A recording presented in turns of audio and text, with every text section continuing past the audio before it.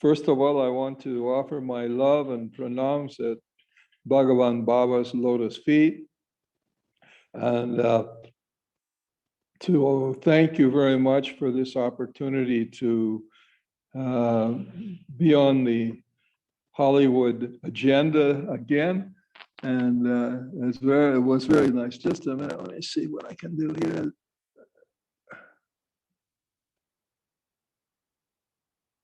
I'm just trying to, okay. I think we all have heard Swami say that if we've tried to become realized, to succeed in becoming one with the divine, and that we haven't been able to do that, that we failed in our attempt, that at least the attempt wasn't lost, and that our next birth will have favorable circumstances to be able to continue that quest. And that was certainly my situation.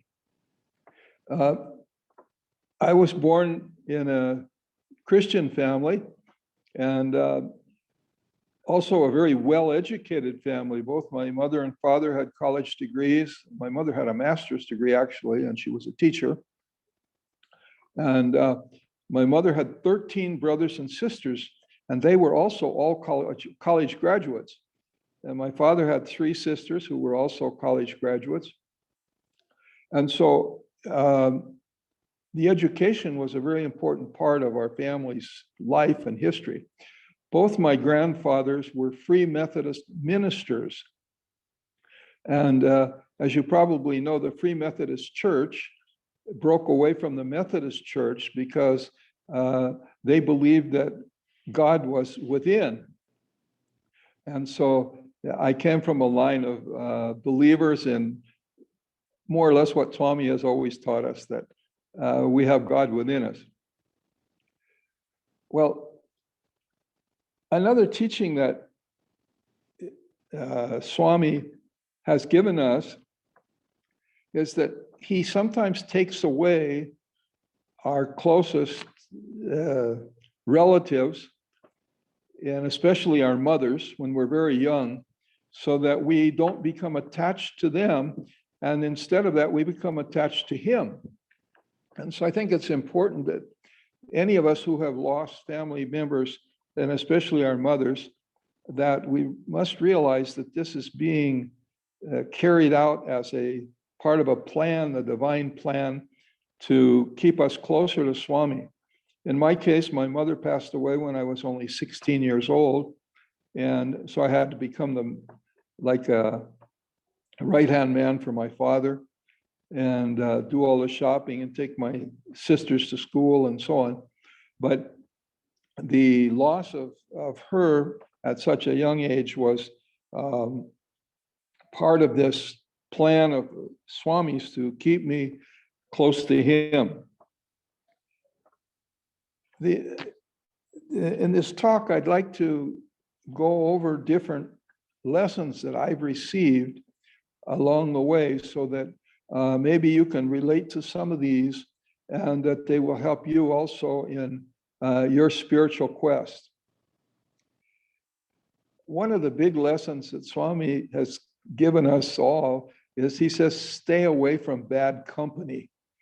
And so you can imagine, in my case, here I was a young boy who was really very innocent. And when all the time I was in elementary school and high school, I wasn't involved in anything that was even slightly tainted. And then I go off to the university at UCLA. And the first semester, I was okay because I roomed with the high school president, and we had a private home. And then he said, I think it would be good if we join a fraternity so that our social life broadens out a little bit. And so I thought, oh, that's a good idea. So we joined a fraternity. And so that's about when my company changed.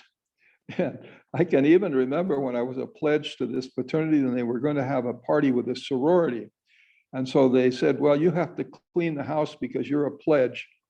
And so I started cleaning, and I was sweating, and I was looking for something to drink. And they said, oh, well, here we only drink champagne. And somebody opened a bottle of champagne, and I tasted the first time I'd ever taken any kind of alcoholic drink. And lo and behold, it tasted like fruit punch.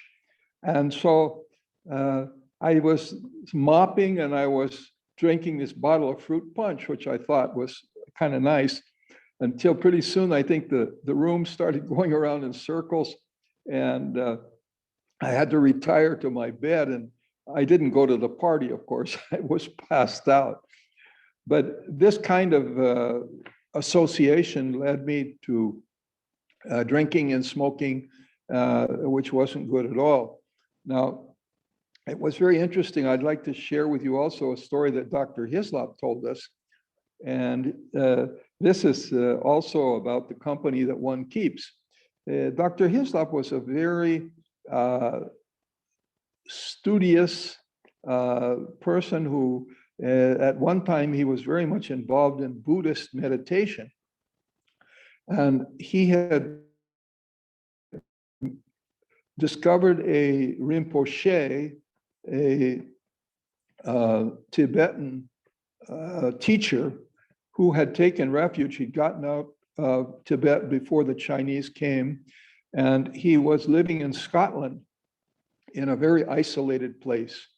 And Hislop found him, and he was going there to get teaching on meditation. And so this was before Hislop knew Swami. And then Jack told us, he said, about 25 years later, he'd lost track of this Buddhist teacher. He said he saw an ad in a newspaper in Los Angeles that there was a Buddhist who was going to give a lecture, a Tibetan. And so he and his wife went to this lecture. And when the fellow came out on the stage, Hislop looked at him very closely. He thought, you know, this guy looks like my teacher who was there in Scotland. And so after the talk was over, he went backstage, and sure enough, it was his teacher, his former teacher. And so he asked the fellow, you know, well, what's your program? And can I help you with anything? And so this teacher, he said, well, yes, he said, I'm going to be going to San Diego tomorrow. And Hislop said, oh, well, that's wonderful. He said, we can take you because we're going to our home in Mexico, in northern Mexico. And so it won't be out of our way or anything, and we can drop you off there. Now, this Rinpoche happened to be a recognized teacher who had identified his personal objects from 7 incarnations as being a Rinpoche, a very high up Rinpoche in Tibet. And so he said 7 incarnations now as a spiritual teacher. And so now next morning, Hislop went to this hotel or motel where this fellow was staying. And he thought, well, as a courtesy, he'd go in and he'd pay the bill. He went in, and when he asked for the bill, he noticed there's a bottle of whiskey on the bill. And he thought, well, this is mistaken for sure. But since he wasn't in a position to argue or anything, he said he just paid for it. And then when the Rinpoche came downstairs, he was bringing a young lady with him. Now, obviously, this young lady wasn't a long-lost cousin or anything like that. So anyway, the two of them got in the car in the back seat, and they took off for San Diego. Well, on the way, the bottle of whiskey tipped over and filled the car with the fragrancy of spilled whiskey. And so then Hislop said he realized that the bill was correct. But then he says, how is it possible that a person of this caliber, of this 7 incarnations as a spiritual teacher, all of a sudden is flirting with the low life, as it were. And of course, when I heard the story, I said, oh, I know all about that, Jack. I was at UCLA, and there the parties were more important than the studies. And it all depends on the company you keep. So anyway, that's a good introduction as to how to stay away from bad company. People ask many times also, they say, well, you know, when you first met Swami, we met him in 1979. I said, what was your first impression of Sai Baba? What went on in your mind? And when I think about it, we were brought up in the church, in Christian, and of course, everybody learns the Lord's Prayer. And how does the Lord's Prayer start? It starts, Our Father who is in heaven. Where's our Father? In heaven. Okay. So we sort of build a mental image of this old man sitting on a throne up in the heavens somewhere that is not somebody that you can relate to, or that you can talk to, or that you can touch or work with even. So when I met Swami and I realized right away, I recognized him as being a divine incarnation. And it was just mind-blowing to me that he wasn't an old man sitting in a chair someplace up in the heavens, and that I could have this personal relationship with him. I mean, God on earth, that was just a wonderful, wonderful impression. And then another thing that happened that first trip was that it was at Christmas time, and that year they'd celebrated it in Whitefield in the new auditorium. And Swami gave a wonderful discourse on the life of Jesus. And then the students also had presented a drama on the life of Christ. And finally, after the program was over, the students brought in these huge, bowls of rice and sweet rice and served them on plates. And then Swami personally gave everybody in the auditorium a plate of food. And of course, when you get your plate, you say, oh, thank you, Swami. And Swami said to me, it's my duty. It's my duty. And I thought, oh, Swami, but how do you say this? I mean, I've been in meetings with directors of big companies. And at that time, I was working for a multinational company. I'd been to New York to meetings and everything. And I'd met many important people in my life. And here I was in front of the most important person in the world. And he said it was his duty to give me a plate of food. Before, it was really hard even to give, a handshake to these directors at these board meetings and things like that. And so that was another thing that just left an amazing impression. And so the next thing that happened was that as a result of his saying this to me, that his life was his message, then I started studying some books, and I discovered that he also said, your life is my message. And so then I thought, uh-oh, it's more serious than just watching Swami. And at that time, we had a beautiful house at the beach. And the beaches here in El Salvador are just gorgeous. We have sunny weather all year round. The water's like, going in your bathtub, and nice waves for surfing. And so we had built this house right in front of the water. We had a swimming pool, and the kids, they invited their friends over, and every weekend we were at the beach. And so it was just such a beautiful place. But I thought, oh, we can't do service. We can't make our lives his message or even come close to it if we don't start doing service. And the beach house is interfering with that completely. So Rosie had gone back to India because she was so taken up with Swami. And so while she was away, I sold the beach house. And when she came home, I can remember hearing her say, well, at least we could have sung bhajans there. But it was something that freed us up to start to learn to do service.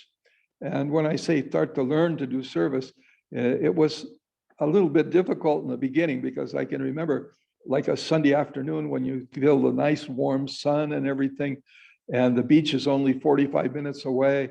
And I'm thinking, oh, we're going to go see these old people in an old people's home, or we're going to go to this hospital to talk to the people. And I was thinking, oh, what an idiot I was to have sold the beach house when I could be at the beach enjoying myself. And here now I have to go see these old people. But strangely enough, after doing service and getting to know the people that we were serving, little by little, my heart started to open up. And I can remember even there was a fellow who he'd fallen off a horse, and he'd been bedridden for 9 years, and he couldn't even talk, but he could make noises. And when we came to see him, and then we would change his bed sheets, and taking something to eat, and give him a bath and shave him. And when he saw us coming, he would always make these noises of just sheer joy. And so I remember this, and little by little, I started thinking about him in the week, during the week, and I thought, oh, you know, I wonder what he would like to have for dinner when we visit him this coming Sunday. And my heart started to open. And this was something different for me, because I'd always been very intent on making money. And I thought that, you know, a successful life was based on having money and a good education for your children. And that was just about it. But fortunately, with the service activities, we did learn to share. And in the early 80s, we got to know a group of boys that were in wheelchairs, and they were living in a place that was almost impossible to get to, and very difficult for them to get out of there because of a steep up incline, which they had to get out to go any place. And so we decided as a group, the Sai Center, to rent a house downtown that had a level in way for them to get in with wheelchairs. And so we were able to rent a house. It was only a couple of blocks from Central Market. And there was a school that was close by where they could go in their wheelchair if they wanted to study. And it wasn't too far from a hospital. So we started visiting them and trying to help them as a group. And then after a few years, in 1997, the owner of this house that we were renting, she offered to sell it to us. And so we decided to buy it and tear it down, because it was a rickety old place anyway, and to build really a formal and well-designed building for these limited boys that we call them not invalids, because they're not invalids, but they're handicapped people that are in wheelchairs. And of course, we just finished the war in El Salvador, and it was a guerrilla war. And many of these boys had been injured in the, they had injuries in their spine as a result of what had occurred during this war. Well, we built this beautiful home in the same place, close to the market. In 1997, we inaugurated it at Swami's birthday. And then we still have it until this very day. And on the 3rd floor, we have a Sai Center. And so there were actually many miracles that occurred and are still occurring as a result of our being close to these boys. And now we have 6 ladies that are there on the ground floor, and on the 2nd floor, we have the boys. And so we made different workshops where they could actually practice a trade, because their problem isn't that they're invalid, I mean, handicapped. Their problem is that they can't jump on a bus and go to work like everybody else. So we had a bakery, we had shoe repair, jewelry making. One girl there is making different, she broiders, and she does really nice work with that. We had even a computer room at one time where they could learn to use the computers. Well, this experience gave us an opportunity to watch Swami's miracles as we were building this, because obviously it was a project that was going to take a lot of money. And we did it without any loans or anything, but Swami always provided. The Rotary heard about our project, and they offered to build a cistern that holds the water, a big storage tank for water. And then a Japanese devotee of Sai Baba visited El Salvador, and he heard about the project, and he said, "What can I do to help?" And he was a professional pianist. And we said, "Well, why don't you put on a concert, and we'll invite people, and if they want to donate to the project." And so what we did was, we had all these boys in wheelchairs. They were the official inviters for this concert. And we had about 1,500 people that showed up when we rented the biggest auditorium in the country at that time, and theater. And then these boys, they received the donations, and they got, I don't know, it was probably over $10,000 at that time. And then they donated that to the Sai Foundation that we were building the building, because we couldn't do it as a commercial activity for the Sai Foundation. But this was just an example of one of the things that happened while we were building this building. And it's been really a wonderful thing for them. And we have people come and go, but the many miracles have happened. There was one boy, I'll just tell one. He'd fallen out of a tree, and he had 2 pins on either side of his spinal column. And he had become a devotee. He was reading, I think, Howard Murfitt's Man of Miracles. And while we were in India, myself and Dr. Castaneda, and we wanted to ask Swami if these pins that he had on his back could be removed, because one of them was infected. And we never got a chance to ask Swami that. But when we came back from India, we discovered that a hospital ship had arrived at El Salvador, and one of the devotees had taken this fellow to the boat. And the doctor there said, "Oh yeah, we can operate, we'll take these out." And he pulled the 2 pins out. And when they took the boy back to the invalid's home, he was laying on the floor on a mattress, and he couldn't move. And he was reading this Sai Baba Man of Miracles. One night, Swami personally appeared at him, and he touched him on the foot or something, and he woke up, and he saw Swami sitting there. And Swami said to him in Spanish, "¿Qué tal?" which means, "How are you?"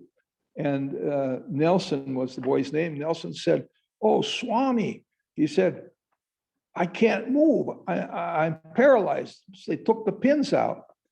And Swami says, No, you're okay. Get up and walk." And Nelson got up, and I think it was something 2 o'clock in the morning. And he got up and he walked to the telephone, and he called this person who had taken him to the ship. And 2 o'clock in the morning, he said, "I'm walking. Baba came. He told me I'm okay." And like that. And it was just an amazing thing. And then Nelson, he had been separated from his wife and children because of his accident. And he went back with his wife.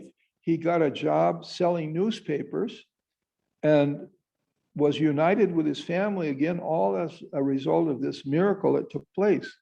And of course, you would think that after seeing this, all the other members of the of this group of boys would immediately become devotees of Sai Baba. Well, that wasn't the case. Nobody else became a devotee immediately. But this experience of Nelson was really just mind-blowing. Well, then we have the big tests that Swami gives. Now, I think all of us, we want to pass tests when Swami gives us a test, but it's not so easy. First, I'll tell you one which I was able to pass. When I went to India, it was 1989. I'd been going for 10 years. And I just went for 3 weeks. And when I was coming up to the last day or so, I called the airline and asked them to reconfirm my reservation. And they said, oh, we don't have your name on the list. Do you want to be on a waiting list? And I said, well, that's strange. You know, I was sure that I was on the with a reservation. And they said, no, you want to be on the waiting list. And I said, well, I'll let you know. I went back to the ashram for the afternoon darshan. And Swami comes up to me and he says, when are you leaving? And I said, Swami, they've canceled my reservation.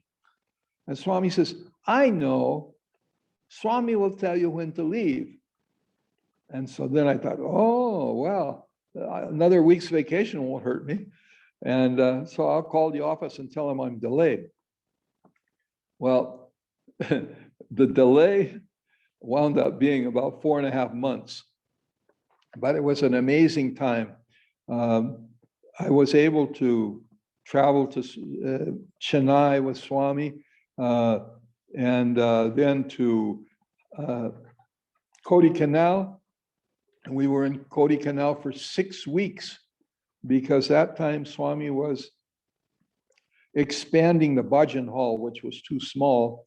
And so everybody got to participate, and we were digging out the mountainside so they could move the wall over. And then I had many interviews while I was there. Also, I was able to go into Swami's house at night and listen to the stories and his stories and also the students. Then when we came back to Whitefield, I was also able to go into his house at night. And the whole episode was just an amazing, amazing time. But finally, you can imagine also when you're going through this, how do you explain to your bosses in New York that you don't want to quit, or that you're resigning, or that you've decided to stay in India, or that God told you you couldn't come yet? And so this was a real, I had a real problem with that. And I didn't really know what Swami wanted me to do. I thought maybe he wanted me to stay there and become a teacher in his institute or something. But finally, one day I get a courier message from the company. And it said, well, you don't have to worry about coming back because you don't have a job anymore. You're fired. And oh my God, I'd been there 3 months or a little more. And so I tried to show the letter to Swami, and he wouldn't pay any attention to me. And so then I guess another 2 or 3 weeks went by. I'd been there now for 4 months, and my money was running out. And of course, in those days, there wasn't any, you couldn't use a credit card in India. And I wasn't too worried about the money thing, but my visa had expired, and I had a 90-day visa. And also my plane ticket was expired because I had one of these, I think it was a 45-day or no, yeah, 45-day thing it was, special price and everything. So I didn't really know what I was going to do. And then one night Swami, when he was giving his divine discourse inside with the students in the house, he said, he said, the avatars don't always tell their devotees what they should do. Many times they just send them a sign, and then the devotee has to be astute enough to be able to recognize that it's a sign. And not only that, but they have to be able to interpret it. And I thought, oh, well. And Swami gave a couple of examples, like when I think it was Bhima was fighting with Jarasandha, and the fight had gone on for 18 days. And Krishna was there watching the fight, and they would only fight in the daytime, and at night they wouldn't fight. And so one day when they were fighting, Krishna bent down and he picked up 2 blades of grass and he crossed them. And Bhima, of course, he noticed this and he thought, oh, well, that means in order to win this fight, I've got to cross Jarasandha's legs and break them. And he proceeded to do this and won the fight. Now, I don't know if I would be so astute, but after this talk, I went out. I was sitting right out in front of Swami's house in Vrindavan, there on the porch. And I was praying that if Swami sent me a sign as to what I should do or where I should go or when I should go, that I would be able to recognize first that it was a sign and then to understand, to interpret it. So when I opened my eyes, and right between my feet, there was a 5 paisa coin. And I bent down and I picked it up and I thought, boy, it's sure strange to find a coin here on Swami's porch. They're sweeping it 3 times a day. And anyway, I picked up the coin and I was just throwing it up in the air as I walked back to my room. And then I thought all of a sudden, well, 5 is a number. It could be a date. Maybe Swami wants me to leave on the 5th. The 5th of June was coming up. And I got in there in February. And so I thought, well, maybe I'll call the airline tomorrow and see if they've got any reservations for the 5th. So I called them and they said, no, sir, everything's overbooked. If you want to be on the waiting list. And no, it's okay. I just checking. But then on the 5th of June, Swami was leaving and he was going to Vrindavan. So I mean, he was going to put a party. And so I thought, well, I was right inside the compound and I was right with all the students. And the students, they give Pad Namaskar to Swami before he leaves to go to put a party. So when Swami came down the line and he came right in front of me, and I said, Swami, should I leave today? And then he turned around without saying anything and he starts giving Pad Namaskar to the students that are on the other side. But then I hear, yes, yes, yes. Well, by that time, you don't know if he's answering your question or if he's answering somebody else's question. But I thought, well, since I heard it, I'll take a chance. So I went to the local airport, no problem, got on the flight, went to Delhi. And then in Delhi, when I got there, the airline, I think it was KLM at that time, they were overbooked, just like they said. And there was about 25 people there waiting after they dispatched all the passengers, and we were 25 people. And then a lady comes out from behind the counter and she says, okay, now all of you who couldn't fly with us tonight, give me your tickets and we're going to endorse them over to Air India. And then when you get to Schiphol, which was the next stop in Holland, that we will endorse these tickets over so that you can use this on Air India and then catch your connecting flights. And so she took my ticket, which was expired, and it was also a non-endorsable offer thing. So, and she endorsed it over to the Air India, got into Schiphol. And so then I called the office in New York and I says, hey, I'm coming back and I'll go in the office and pick up my last check. And he says, okay, call us Monday and we'll talk about it. So when I got back, there was nobody in my chair, in my position in the company, and all the employees were very happy to see me. And so then I also looked at the results when I was away, the results were even better than when I'm there. So they could have gotten along with me anyway, without me anyway. But anyway, I called the office and I say, here I am, what should I do? And they say, oh, my boss said, we've been talking about your case here and we've been thinking it over and we decided to give you a 25% wage increase. A what? I almost fell off my chair. On the good years when we made good profits, we got 5% maybe increase and 25%. And then he said, oh yes, and all the time you were in India, we're going to consider it paid vacation. What? And then he said, oh, and we've also looked at your past, last year, the results were so good, we decided to give you a bonus. It was just raining money. And here these guys, they're there in New York counting pennies all the time. And now all of a sudden they're just for insubordination. How could they do that? Only Swami could do something like that. So this was just an amazing thing that happened to me. That fortunately that time I passed the test, but it wasn't always like that. Another one, but this time I didn't do so well.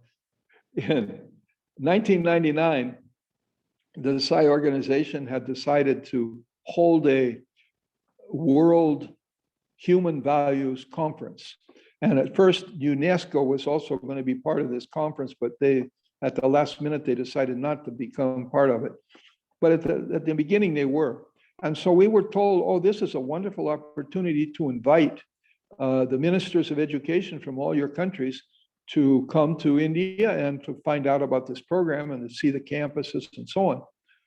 So I thought, oh, well, yeah, that's a good idea, especially for Cuba, because in Cuba, we had our organization had been shut down because celebrating one of its Swami's birthdays, I think the birthday in 1999, in 1996, the devotees had been dancing in the street and singing bhajans, and there was about 300 of them, and there was just a little tiny house where they met. And I think it surprised the government. They weren't aware that the Sai Baba organization was so big in Cuba. And so the day after the celebration, they entered into the Sai home there, and they confiscated all of the pictures, all of the books, all of the CDs, and made our coordinator there sign a letter that he would no longer hold any Sai meetings in his house. And so actually he wound up doing it, but with smaller crowds. He continued to hold meetings, but we couldn't register the Sai organization in Cuba, and we couldn't act openly. So my concern was, by inviting the Minister of Education, maybe we could get to Fidel Castro and he would approve the registration of the Sai organization in Cuba. Well, we were then I had the opportunity to ask Swami if I should go to Cuba and invite the minister. And Swami says, oh yes, wonderful. And I said, well, Swami, when should I go? When should I go to Cuba? And he says, well, go at the end of the year. Oh, okay, Swami, wonderful. And Swami said, and I'll be with you. And I thought, that's strange, because he's always with me anyway. Why would he tell me that? But anyway, okay. So when I got back home, I called the minister in Cuba and I asked her if I could deliver her an invitation to a conference in India, and ask her what date she would like me to come. And she said, well, come on the 18th of December, because I'm going for my vacation, Christmas vacation, the next day. And so she'd set up the appointment for the 18th. And so I bought a ticket for Rosie and I to travel to Cuba, to fly to Cuba from El Salvador on the 16th of December. And at that time, I was still a US citizen only. I didn't have Salvadorian citizenship like I do now. And so it was prohibited for US citizens to travel to Cuba. However, I had gone there a couple of times before, and they didn't stamp my passport, so the government of US wouldn't know that I had been to Cuba. But anyway, so I didn't see any problem. But then 2 days or 3 days before we were to leave, there was an incident where a little boy had been rescued in an inner tube by the Coast Guard of the US. And he'd been on a boat with his mother they were people fleeing Cuba. And so here's this little boy, he arrived in Florida, and his grandparents were in Florida. And so they immediately took him in, but his father was still in Cuba. And then all of a sudden, the newspapers started to report on a big fight between Bush and Castro, where Bush said, oh, the little boy is well taken care of here by his grandparents, and he doesn't want to go back to Cuba. And Fidel was saying, but his father's here in Cuba, and if you don't send him back, we're going to grab the first US citizen we can get our hands on, and we'll make a trade. And so there I was, what am I going to do? And so I thought, well, I'll try to call Swami and see what he says. And so I didn't have any success, and I tried to call Chakravarti, and I didn't have any success. And of course I was praying like mad that whether I should go or I shouldn't go. And then I could picture Rosie passing a piece of bread to me through the bars in a jail over there in Cuba. And I'd probably still be there thinking like that, and so we decided not to go at the last minute. But you know what happened? About 2 or 3 days before this incident, Swami gave a talk to the students in Prashanti. And I wasn't aware of this, or I would have gone to Cuba. But in the talk, Swami talked about there was a family right after the Second World War that was very much attached to Swami. And they would go and they would stay under a tree because Swami didn't have any facilities in the late 30s. This was late 40s. The mandir hadn't been built, and the people that went there in the beginning, they even slept on the mandir. But anyway, this family, they had two sons that were just about the same age as Swami, and they would do little chores around the ashram, bring firewood and things like this, and sweep the compound, the old mandir, not the new one. And so then Swami told them one day, he said, the rains are coming, and I'm afraid I'm going to have to ask you to go back to Bangalore to your home, because I don't have any place for you to stay.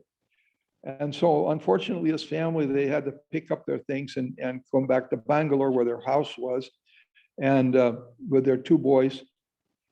And there was an older sister she'd married a German soldier, and they were living in Berlin during the war. And this sister, she had come to visit her family just as they were getting back to Bangalore. And she was, what had happened, during the war, there was a bombing in the Allies bombed Germany, Berlin, and the school where the children went to school had been bombed, and there was just complete chaos. And the husband wasn't at home. He was a soldier, and he was in his barracks or with his unit. And so she was looking all over. She couldn't find her children. She couldn't find her husband. She thought everybody had been killed because there was just so much confusion, so much smoke and damage to everything. And she was fortunately able to get out of Berlin with some Canadians, got her out of there, and she went to Canada. And while she was in Canada, she'd met a gentleman, and they'd had a relationship for a while, but that didn't work out. And then she'd gone to Malaysia, and she also had made a friend there, but didn't work out either. And then she'd just now come back to visit her parents and her brothers. Well, naturally, when she got there, they wanted to tell her, come and meet God is on earth, come and meet the God in Puttaparthi. And she wasn't a very spiritual person, but anyway, she said, okay, well, let's go. no problem. So they went to Puttaparthi to see Swami. And the amazing thing, they were there only 3 days. And Swami didn't speak to them for the 3 days, except the last day, right before they were to leave. Swami told the sister, he said, go to Chennai. And that's all he said, go to Chennai. And then they went back to Bangalore. And so then the mother and the father, they start, well, when are you going to go to Chennai? And she said, what? Are you serious? She says, I don't know anybody in Chennai. I've come to visit you. And what am I going to do in Chennai? No, I'm not going to go there. What, the little bushy-haired boy out there telling me I'm going to go to Chennai? No, who's going to listen to that? And so this argument went on in the family for a few days. And then finally the mother said, dear, if you never do anything for me in your life, please go to Chennai. And so the daughter says, well, if you put it that way, Mom, I'll do it, but I don't want to go. So anyway, the next day they bought her a ticket. They went down to the train station, bought her a one-way ticket to Chennai. She got on the train, went to Chennai. When they arrived there, she got down on the platform and looked around, didn't see anybody, but there was an office right there that was selling tickets on the train. And so she went over to the office. She says, well, I fulfilled my promise to my mother. I come to Chennai. I'm going to buy a ticket on the same train and go back to Bangalore. So she went and bought the ticket and went back got on the train. And at first they put her in some compartment. She didn't like it. She went, and there was another compartment where there was this fellow sitting there with a couple of kids. And so she went in and sat there. And the fellow, he offered her a cigarette. The train took off and they started going towards Bangalore. And the fellow asked her that if she knew of anything, any place where he could stay. He didn't know too much about Bangalore. And she said, well, that she was staying in the military compound because her husband had been a military guy. And so then he said, well, do you know anybody? Do you know somebody there by the name of Emily? And then she says, well, she said, I'm Emily. And then they started looking at each other more closely. And it was her husband and her 2 children. And they started, well, you can imagine, they were just embracing and laughing and crying and jumping. And even the conductor came by to find out if everything was okay. And then Swami said, when I tell you something, if you do it, you're going to receive my grace.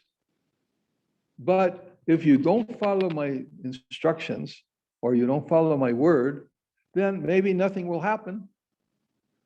But anyway, you're not going to get the grace that you would have received by following my instructions. So any of us who have a dream or any kind of contact with Swami and we get an order, do it. Because what happened to me after when I came back when I came back to India and I was able to speak to Swami, I told him, I said, well, we didn't go to Cuba. And then Swami said, oh no, don't go to Cuba. And he even went off on a discourse about Fidel Castro and what a difficult person he was and this and that. But Swami would never say, oh, you blew it. You had this big opportunity to have my grace and you didn't follow my instruction. Because you see, he would never try to make you feel bad, but he always tried to see the very best in a person so that we would he would bring out the best in us. And so he just told me, oh no, don't go to Cuba because Fidel's a real bad man. And he tried to make me feel good. He didn't say that I missed the boat. But anyway,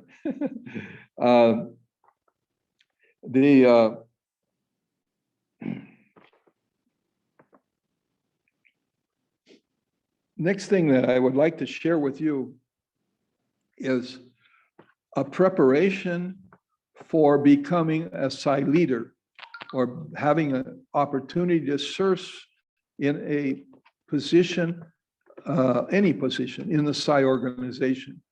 And fortunately, I had so many opportunities, but Swami gave me a preparation that was incredible. And I'd like to share with you some of the things that he taught me, especially before I became zone chairman in the 26 countries of Latin America, or co-chairman in the beginning with Leonardo Guter. This preparation, and there's quite a few things here that I'd like to read some of them because it's quite a list, but it starts out that Swami said the Psi organization is like a train that has many buggies. And he said, your job is to keep all the buggies hooked onto the train. In other words, we should try to do everything that we can to encourage and inspire all of the devotees that we have an opportunity to inspire, and not discard or do something that will keep people away from learning and practicing Swami's teachings. Now, I can remember about one of the very first things when I was in an interview with Swami, and I asked him, I said, Swami, how can we become better leaders in the organization? And Swami looked at me and he said, leaders? I'm doing everything. All you have to do is serve the devotees. Imagine, leaders. No, he says, I'm doing everything. You just serve. So this was a beautiful start to my education. And then another thing that Swami talked about that's also very, very important when we become office bearers and have this opportunity is that he said, he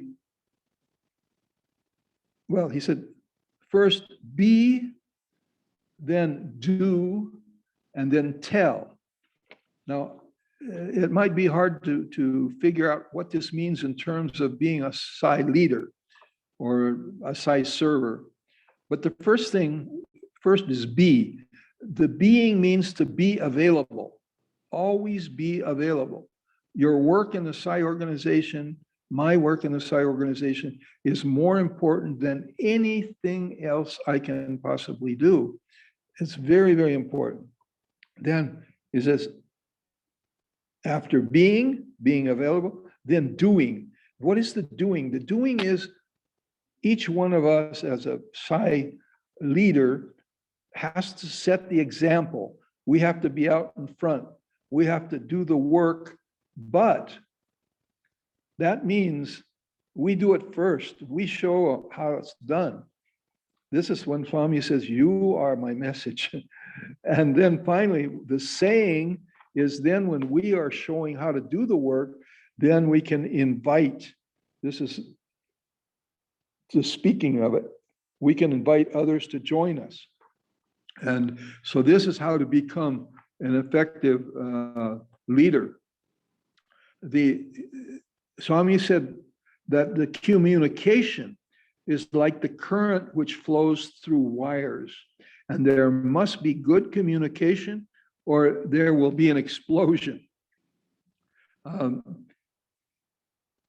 And the basis of this communication must be understanding.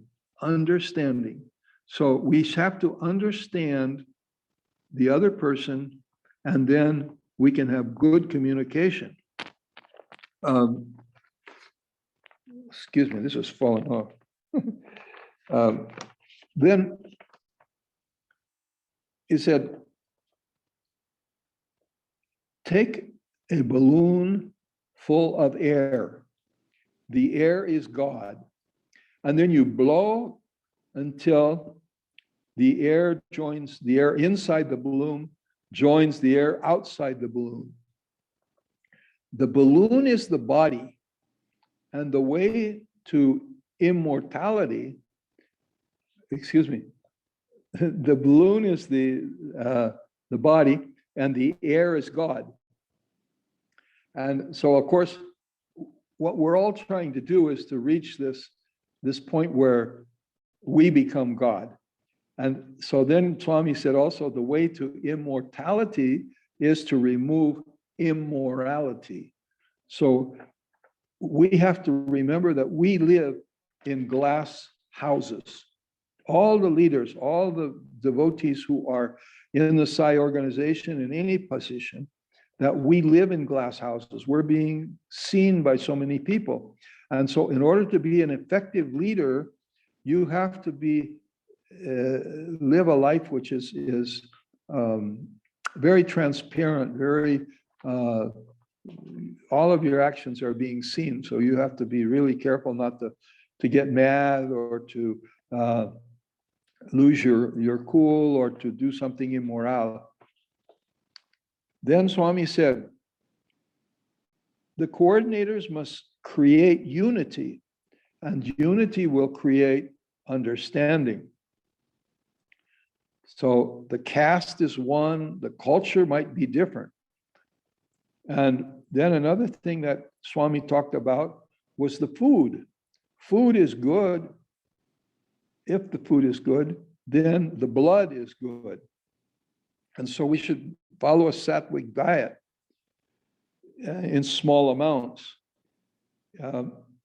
It's interesting that, you know, Swami, I think all the devotees know that Swami encourages us to be vegetarian, but not 100%, because he told my wife to take egg whites once a week or twice a week because she has blood which is O positive. And I believe he told Phyllis Crystal also that she should take not only eggs, but I think he told her to take fish occasionally, so that his direction for dieting wasn't 100% vegetarian, but in the major part of it, it was. And just from my own experience, my wife and I both became vegetarians in one day. Well, right after we had a big frozen food distributorship in El Salvador. We put the first frozen food distributors in all of Central America, actually. And we sold the business in 1975, which was 4 years before we met Swami. But we became vegetarians right after that. And we sold a lot of meat prior to that and eaten a lot. But what we experienced was that immediately we lost fear of everything, because when an animal is being sacrificed, adrenaline is running through its veins, and so it is experiencing fear, which is transmitted to us when we eat that the meat from, or even fish.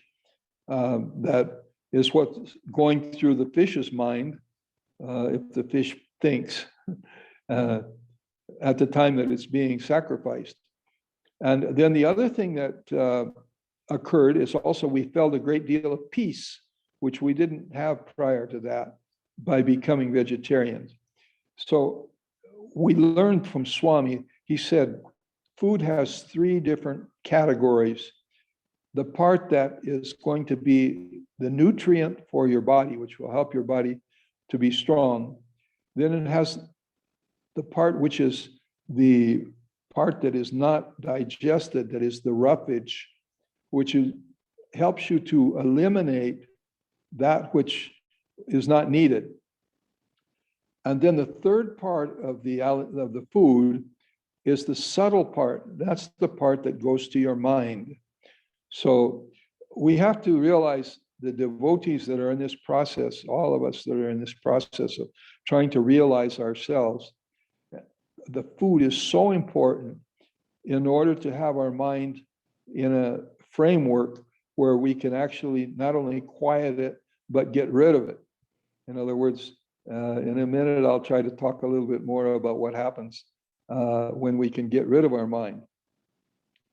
So this part that Swami mentioned about the food then is we have to take it really seriously and put it into practice. And then keeping this healthy body, we'll have a healthy mind and we'll have healthy thoughts. And then Swami also talked about good singing. And he said, keep singing in your local languages because it clears the pollution in the air. And it even resonates so that and restores the ozone layer. The bhajans restore ozone layer. And this is extremely important because of all these programs now that they have for modifying the weather that is actually destroying the ozone layer. And then also the satsangs, which satsang in divine company, which is what we're doing now. And that another important lesson that I learned from Swami was that when we see someone who is in a higher up position in the organization doing something that is not correct, that what should we do? How should we act? Do we try to report that to somebody else higher up in the organization? Or what's the solution? Well, I learned this from a story Swami told, that he said that there was this military person. He was, I think, a colonel, or he was pretty high up in the military ranks. And his supervisor, his general, the general that was immediately above him, was doing something that was not correct. And so he asked Swami, he said, Swami, what should I do? And then Swami says, well, go talk to the guy and tell him what you're seeing. And he says, oh my God, Swami, he says, if I do that, I'll get court-martialed, I'll lose my career, everything will go out the window. And Swami says, no, go talk to him. And so the fellow went and talked to this general, and actually the general considered what he had been told, and he changed, and nothing happened to the colonel. And so the lesson is that whenever we see something that we don't feel is correct, the way to solve the problem is to go to that person directly and not try to jump over him or to make accusations and so on, but try to work it out directly with the person. These are some of the lessons that Swami provided me with. There were many more, of course, that in preparation for the job and the different jobs that I was fortunate enough to be given while I was working in the Sai organization. John, can we do about 10 more minutes? Okay, fine. Yeah, we're going to be ending up now.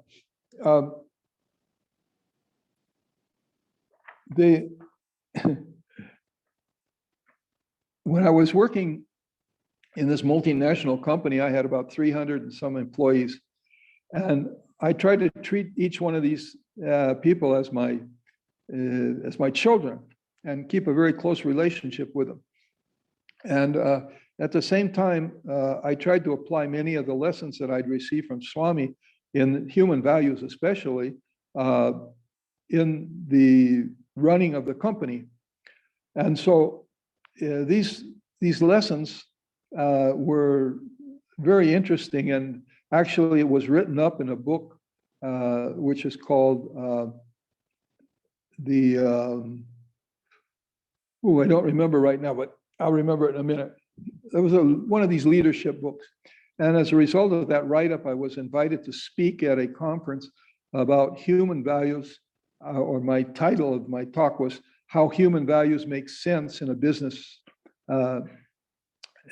meeting, or a business, running a business, how you can run a business using human values, and it's economic to do so.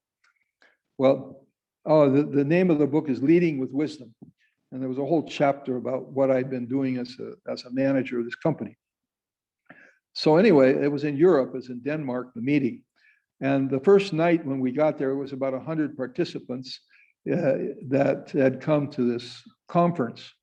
And we were in a big circle, and we were to go around the circle, each one, and introduce themselves, and say a little bit what you were going to talk about, or where you were from, and so on. And so I'd taken Rosie with me, and we were going to India after this conference. And so as they're going around the circle, and each one's telling what they were going to do, and or what company they came from, I got to Rosie. And then Rosie said, well, I'm a housewife from El Salvador, and this is my last life. And there was, everybody's jaws dropped. And then right after, when the meeting broke up, everybody wanted to talk to Rosie. Nobody was interested in human values and the how human values worked in the business environment. But so this being your last life is something that is definitely available to all of us. And it's something that we want to have happen. But how do we get there? Well, I was very fortunate to be asked by a friend to write a foreword to his book. My friend's name is Dr. Adelio Sanchez. And Adelio had written a book, which is Liberation, a Reachable Goal. And what had happened is that Adelio is a doctor, medical doctor. He started to follow Swami's teachings exactly. Everything that Swami said, he would put into practice. And all of us know that part of our code of conduct, for instance, is meditation. Well, Adelio wouldn't just meditate, but what else did Swami say about meditation? Well, Swami would say, if you can focus on one point, you can control your mind and think only of God. Or if you can look at the candle and then you do the light meditation, that this is a wonderful experience to be able to bring God as light into your life. And then also Swami gave many other instructions, such as the Soham meditation, such as the Akanta, what's called Akanta Bhakti, which is the breathing. And so anyway, Adelio followed all of these things, but very intensely. And when he asked me to write a foreword to his book, I thought, oh, now I see where my mistake is, because everything that he's done, or everything that Swami has told us to do, I've done it. But the problem was I only did it for a short while. And then after that, I didn't see any results or any change. So I thought, oh, well, I'll do something else. And so the intensity, this desire to become one with God, wasn't strong enough to keep me on the path, as it were. So fortunately, after Adelio asked me to write the foreword to his book, I really started to try to practice, and what I was practicing, and I have been practicing now for several years, is what is called the Akanta Bhakti. And the Akanta Bhakti is a form of breathing which Swami has given, which is even breathing. Breathe in and breathe out without holding your breath, but you keep trying to increase the length of the inhale and increase the length of the exhale. Now, this might sound difficult to somebody that hasn't practiced, but we can get it down to doing it only once a minute. In other words, inhale for 30 seconds and exhale for 30 seconds. Or if you can't do that, at least go to 15 seconds in, 15 seconds out, which is 2 breaths per minute. Normally, we're breathing about six times a minute. But if we practice this, what it does is it stills the mind. And then after the mind gets so still, it actually will go away. And I've experienced this, not constantly, but I can testify that it really does get rid of the mind. Now, what happens when you don't have any mind? Well, first of all, you're not aware of your body. You're not aware of even where you are. You're not aware of any thoughts because there are no thoughts. And this is, for me, it's the most practical thing that I've done and that I continued to do now for many years. And I still am far from being realized. But what happened to Adelio, he was so intense in his practices. And being a doctor, he had the habit of writing down everything that is about his patients when a patient would visit him and the symptoms and so on. And then when he was going through this process of realizing, becoming a self-realized person, a Jivan Mukta, he wrote down everything, all of his experiences. And so this book is a result of his experiences of realization.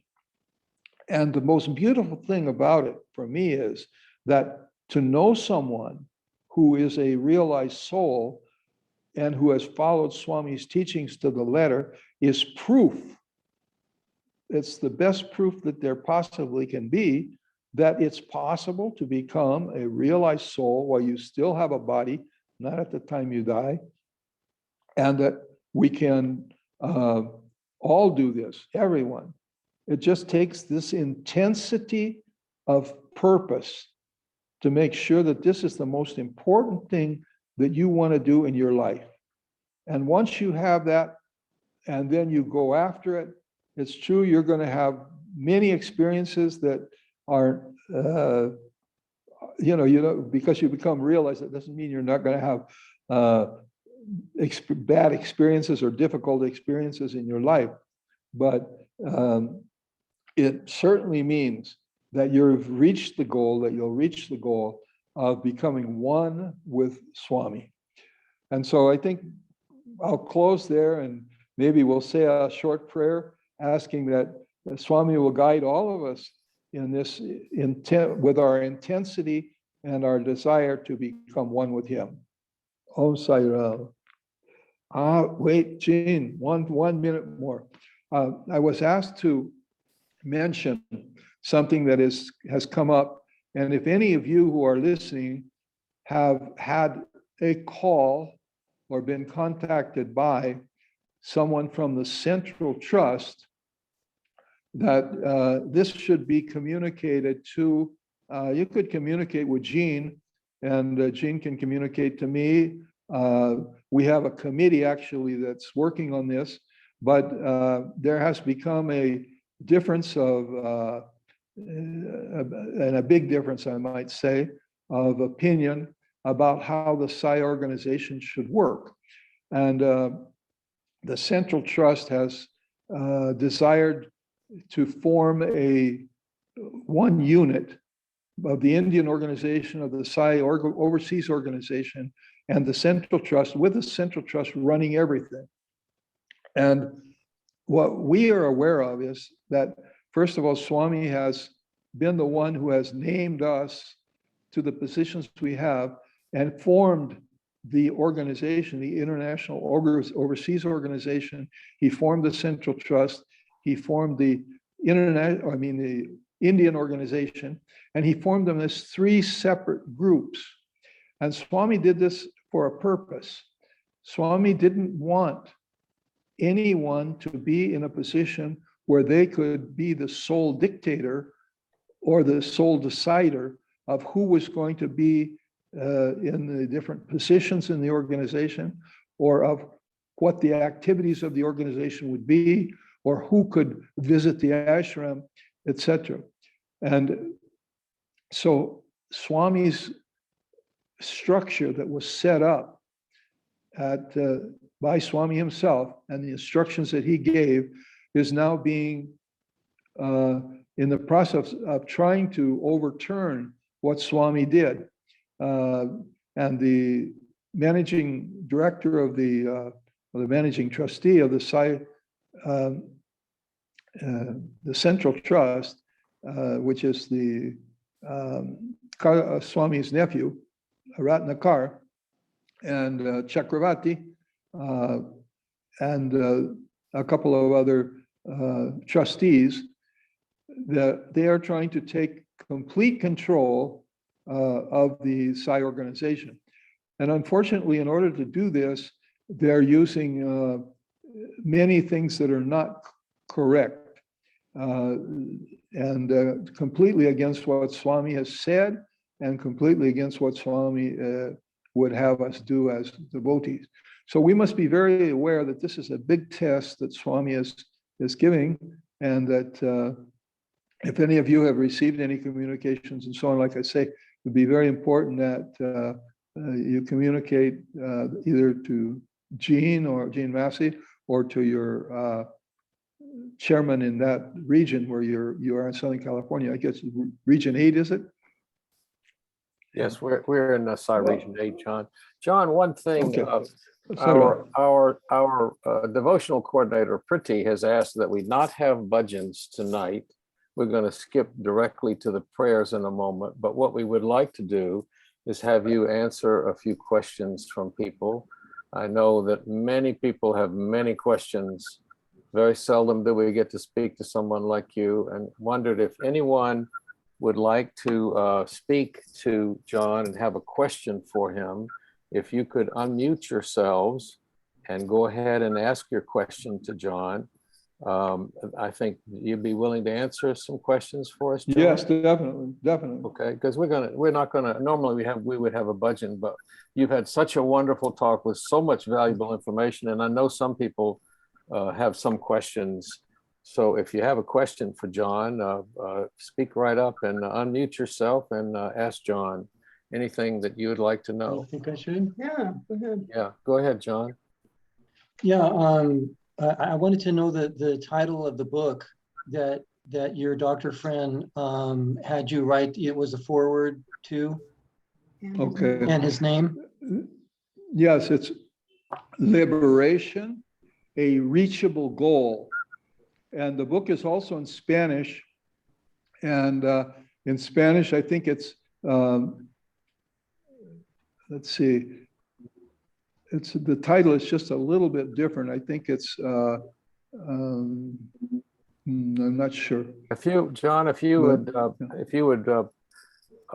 send that to me, I'll put it in our newsletter and we can get it out. Okay, yeah, because Delio actually has copies of it, which could be shipped in the U.S.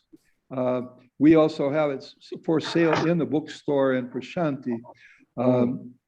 And both Spanish and English are there in the bookstore.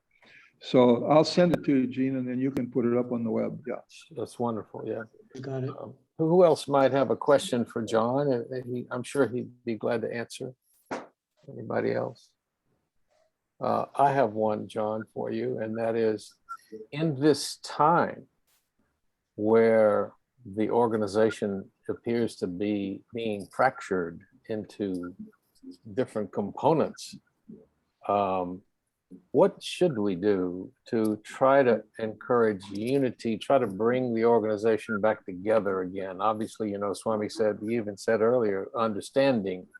What should we do to try to bring this unfortunate circumstances back to unity? There is a committee which has been formed by senior people, and on the committee, for instance, is Robert Baskin, who is the official legal counsel for the Sathya Sai World Foundation and Prashanti Council. And then, of course, we have the members of the Prashanti Council and the members of the World Foundation, which are the Sathya Sai International Organization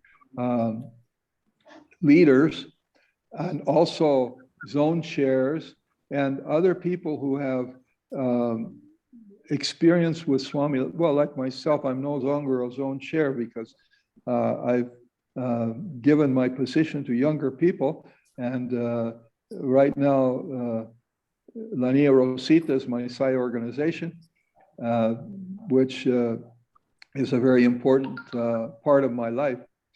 But I think that the important thing would be for someone who has been contacted to try to interface directly with someone on this committee that can provide answers to their questions as to why there is this division and what occurred.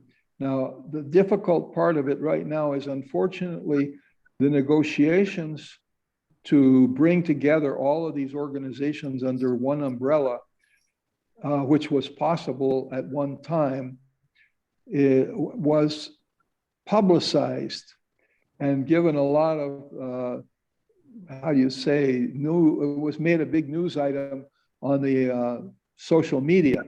And so when there was a disagreement, then this immediately was known by many, many devotees and confused many devotees as to why this was happening. And then also there was information given that wasn't true, so that, or there was information proposed by the Central Trust, which was actually hidden, or it was explained differently from what it said in the written document. In other words, it was a written document that the Central Trust wanted everybody to sign on. And that it had hidden parts to it that were, didn't allow people to question, didn't allow selection as we've had it by the local people. It didn't have the opportunity to do new things, new programs, and so on. And so it really is it's a control mechanism rather than being an organization which has been dynamic and has functioned very well during all these years that Swami himself had organized and set up and given his name to. And so since we have had these interchanges with Swami directly, and we've had experience directly, well, we're in a position to know really what Swami wanted. And he wanted these three different organizations to exist side by side, to work harmoniously together, but there would be no one unit or one person or even two or three people that could take over the direction of the entire organization in India and in the overseas, in the 120 countries that we're in. So that's basically, I don't know if I've answered your question. Yes. But it's important that they should contact this committee. Mm-hmm. Okay. And does anyone else have a question for John Behner? Tonight is our chance. If not, we will go forward with the prayers. Daniela, do you want to do the prayers? I have a question. Yes, Gail. Yes, Gail, go ahead. John, this has come up in the center before, and I'm just, I really I struggle with this. How do you feel about this? Do you think that we have free will, or do you think that everything that is done, Swami is controlling it all? And if he is controlling it, how do we have so many bad people in the world who do so many bad things? What are your feelings on this? Do we have free will as humans, or what? It's a very good question.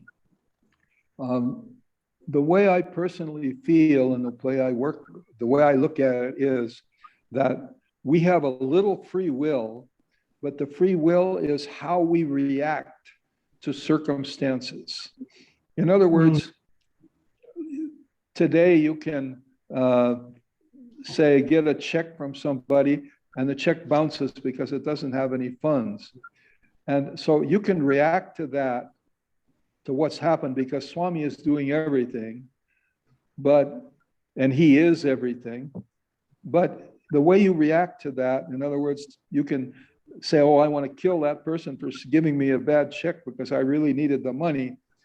Or you can say, oh, I forgive that person and I really feel sorry for them. They must be in worse financial shape than I am. or I'll try to reason with them that I really need it. Maybe they could give me half of it, or, look at how you react to something. And that reaction then is your free will. But as to what happens, everything it's Swami. He's doing it. And so what you say, well, there's so many bad people. Is Swami putting all these bad people in the world? Again, these bad people are reacting to something. They're reacting to maybe their lack of opportunity, or what they see as a lack of opportunity in life or circumstances, or maybe their karma has put them in a situation where they were born with a physical defect, or they were born with living in a tin shack someplace, and then they get into bad company right away, or they get onto drugs or something, feeling sorry for themselves. And these things, in other words, are how they've reacted to circumstances. And another person in the same circumstances might come out very much different, because we all know stories of people who've had handicaps, or who have been born in very poor condition, and have risen up out of that circumstance. And one of them is my brother-in-law, just passed away, but he had 27 brothers and sisters, and he lived in El Salvador. His father used to raise pigs, and then he would run the pigs over into Guatemala and sell them. And of course, they took the pigs on foot. His circumstances were very, very precarious when he was little. He was 10 years old when he bought his first pair of shoes, which he had to buy himself. But he became a very well-reputed lawyer, and then he finished his life. The last 20 years or so, he was the chancellor of one of the large universities here, and he increased the student body and the number of faculties that the university had. Did a wonderful job, and he really contributed amazingly. So he brought himself up from a situation where others might have gone in a different direction. And so this is the free will, is how we react to what we're confronted with. That's what I feel anyway. Thank you. John, thank you so much. We really appreciate your being with us tonight. And I know it's late where you are. If you don't want to stay for the closing prayers, that's fine. You can go ahead, and I know Rosie's waiting for you upstairs. And so No, she came down. Good. Okay. If you want to listen to the prayers that Daniela is going to play, that's fine. And if you need to go to bed, that's okay too. No, you won't hurt our feelings knowing how late it is there. Well, I hope I didn't talk too much. No, sir. Very valuable talk, John, and we really, really enjoyed it. Thank you so much. I'm going to turn it over to Daniela to play the prayers.